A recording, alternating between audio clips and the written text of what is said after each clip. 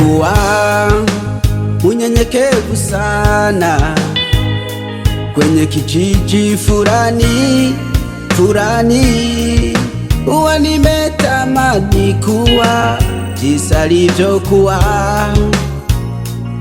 Nikaomba Mungu, Mungu niwezeshe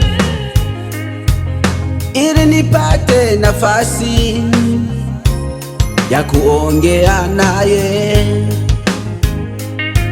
Akanambia ni Yesu Kristo amenifanya kuwa jinsi unavyoniona.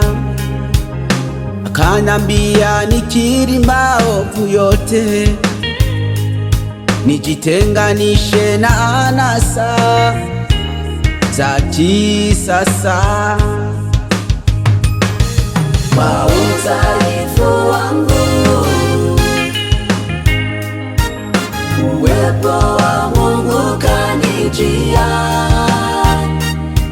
Nikaambiwa eti mimi ni wa agano, ulikakuwa juu ya ulinzi wangu daima.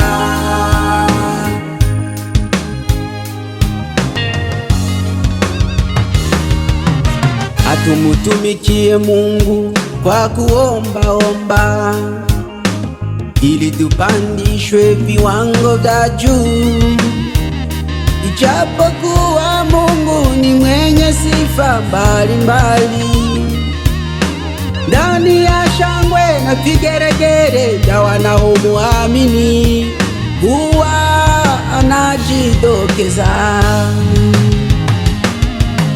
Ndani ya shangwe na vigeregere, ishara na miujiza yatendeka. Kwa udhaifu wangu, uwepo wa Mungu kanijia. Nikaambiwa eti mimi ni wa agano, ulikakuwa juu ya ulinzi wangu